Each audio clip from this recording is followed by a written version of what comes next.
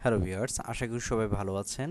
আমার আজকের এই ভিডিওটি আমার সেই সব চাকরি প্রত্যাশী ভাই বোনেদের জন্য যারা কবি সাহিত্যিকদের জন্মসালটা মনে রাখতে গিয়েও বারবার ভুলে যান। তো আজকের ভিডিওটি দেখার পর আমি আপনাদেরকে বলতে পারি যে আপনারা আজ থেকে জন্মসাল নিয়ে কোনো কনফিউশনে থাকবেন না। অর্থাৎ কবি সাহিত্যিকদের নাম মনে রাখার এটা হচ্ছে সবচেয়ে সহজ টেকনিক। তো চলুন আমরা একটু দেখি। তো আমরা যদি একটু দেখি যে শুধুমাত্র দুটো লাইন মনে রাখতে হবে। তো কোন দুটো লাইন এটি আমরা একটু দেখি। লাইনটা হচ্ছে এই একটা লাইন, এই লাইনটা হচ্ছে 1820 সমান এখানে 46, তারপর হচ্ছে 89, 47, 84, তারপর হচ্ছে 59, 311। এই লাইনটা আপনাকে মনে রাখতে হবে। আরেকটা লাইন হচ্ছে এই লাইনটা, এই প্রথম যেটা সংখ্যাগত ডিজিটে যে লাইনটা আছে এটা আপনারা বিভিন্নভাবে মনে রাখতে পারবেন। চাইলে চাইলে এভাবেও মনে রাখতে পারেন। শুধু এই দুইটা লাইনই, আমি বারবার বলছি, শুধুমাত্র এই দুটো লাইনই আপনাদেরকে মনে রাখতে হবে। তো এই অঙ্কের ডিজিটটা আপনারা মনে রাখতে পারেন যে সংখ্যা হিসাবে যেখানে আছে যে 46,89,84,59,311 এইভাবে মনে রাখতে পারেন। অথবা একটা যদি ডিজিট বসায় দেন এখানে জিরো, মোবাইল নাম্বারের মতো মনে রাখতে পারেন। অর্থাৎ এই লাইনটা আপনাকে মনে রাখতে হবে। তারপর হচ্ছে এই লাইনটা, এই বাংলা লাইনটা মনে রাখতে হবে। যেমন দীর্ঘি সমান সমান হচ্ছে মোদি বমি করো, প্রসর মুবি গো আজি। ঠিক আছে? অর্থাৎ এই লাইনটা আপনাকে মনে রাখতে হবে, মোদি বমি করো, প্রসর মুবি গো আজি। তো এখন দেখুন এই দুইটা লাইন আমাদেরকে কিভাবে কবি সাহিত্যিকের জন্মসাল মনে রাখতে সাহায্য করে। তো দেখি আমরা। প্রথমে যদি আমি দুইটা লাইন তুললাম, এখন কবির নাম আর হচ্ছে জন্মসাল। তো কবির নাম হচ্ছে ঈশ্বরচন্দ্র বিদ্যাসাগর, তার জন্মসাল হচ্ছে 1820।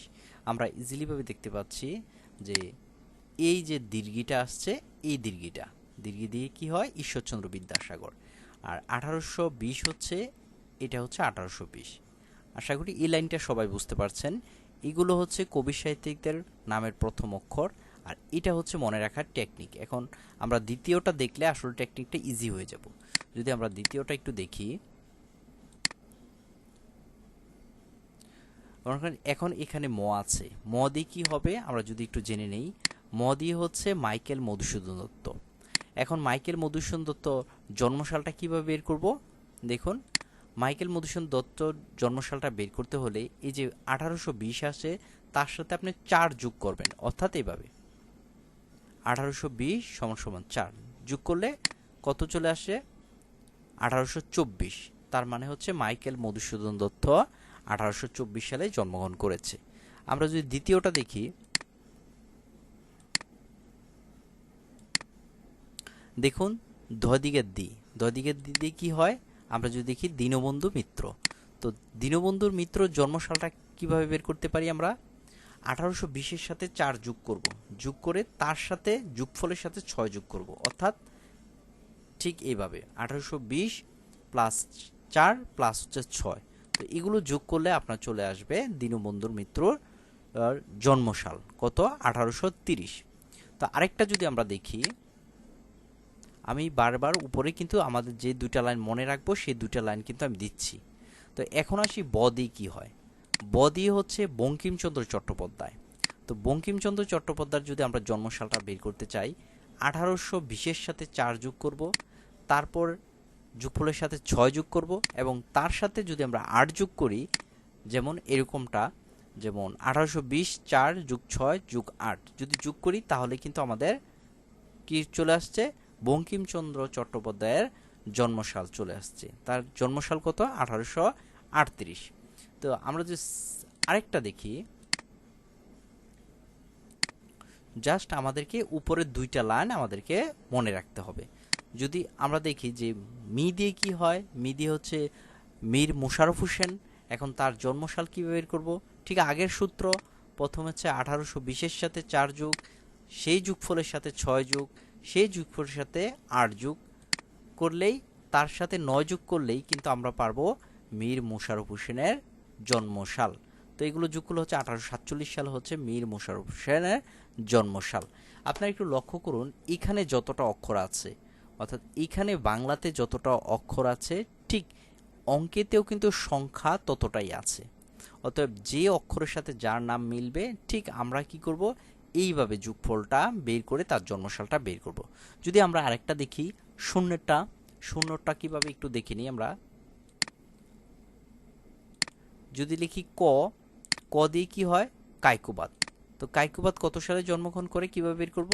প্রথমে আগের সূত্রের মতো 1820-এর সাথে 4 যোগ, তার সাথে 6 যোগ, তার সাথে 8 যোগ, তার সাথে 9 যোগ, তার সাথে হচ্ছে 0 যোগ। এখন শূন্যকে আমরা কত ধরবো? শূন্যকে এই অঙ্কের ভিতর, এই সূত্রটার ভিতর শূন্যকে 10 ধরবো, অর্থাৎ যেখানে শূন্য থাকবে সেখানে 10 যোগ করব। দেখুন বাকিগুলা কিন্তু আমি যোগ করেছি, যে যতটা অক্ষর আছে এখানে 1 2 3 4 5, 5 নম্বরে আসছি, তো আমি এটার সাথে 5টা ঠিক যোগ করব।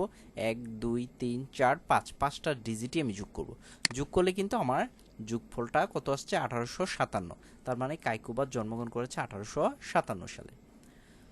তো আমরা কিছু জিনিস আমরা আরেকটা যদি দেখি, যে র দিয়ে কি হয়, র দিয়ে হচ্ছে রবীন্দ্রনাথ ঠাকুর। তো রবীন্দ্রনাথ ঠাকুরের জন্মসালটা আমরা কীভাবে বের করব? রবীন্দ্রনাথ ঠাকুরের জন্মসাল বের করতে হলো আগের টেকনিক, 1820-এর সাথে 4 যোগ, 4-এর সাথে 6 যোগ, 6-এর সাথে 8 যোগ, 8-এর সাথে আবার 9 যোগ, তারপর 0 যোগ, তারপর হচ্ছে 4 যোগ। দেখুন রটা কত নম্বর অক্ষরে আছে? 1 2 3 4 5 6। ঠিক এখানেও 1 2 3 4 5 6, আমি কিন্তু 6 ডিজিট পর্যন্তই গিয়েছি, যেমনটা এইরকম। তো এখন যদি আমি যোগ করি 1861। তো এইভাবে আপনারা সবগুলো যোগ করবেন, যোগ করে দেখবেন যে সবগুলো কিভাবে বের করা যায়। মানে কবিদের নামগুলো আমরা এই দুইটা সূত্রের মাধ্যমেই কি রাখতে পারবো, মনে রাখতে পারবো। আর বাকি যেগুলো আছে, যে অক্ষরগুলো, আমি সেই অক্ষরগুলো আশা করি আপনারা টেকনিকটা বুঝে গেছেন। তো আমি সেই অক্ষরগুলো আপনাদেরকে কি অক্ষর দিয়ে কোন কবির নাম বোঝাতে চেয়েছে সেটা একটু আমরা লক্ষ্য করি। তো এখানে পয়রফল্লা দিয়ে বোঝানো আছে প্রমোদ চৌধুরী, স দিয়ে বোঝানো আছে শরৎচন্দ্র, র দিয়ে বেগম রোকেয়া, মো দিয়ে হচ্ছে ডক্টর মোহাম্মদ শহীদুল্লাহ, বি দিয়ে হচ্ছে বিভূতিভূষণ, গু দিয়ে হচ্ছে গোলাম মুস্তফা, আ দিয়ে হচ্ছে আবুল মনসুর আহমেদ, আর জি দিয়ে হচ্ছে জীবনানন্দ দাশ। তো আশা করি আপনারা এই টেকনিকটা আপনাদের সবার উপকার আসবে এবং আপনারা সহজেই মনে রাখতে পারবেন। তো এই ধরনের যদি ভিডিও পেতে চান, যারা চাকরির প্রত্যাশী, যারা চাকরির ইন্টারভিউ দিচ্ছেন কিংবা চাকরির পিলিতে অংশগ্রহণ করছেন, তাদের জন্য আমি প্রতিনিয়ত এই চ্যানেলে কিছু না কিছু দেব এখন থেকে। তো আপনারা চাইলে চ্যানেলটিকে সাবস্ক্রাইব করে আমাদের পাশে থাকতে পারেন। ধন্যবাদ সবাইকে।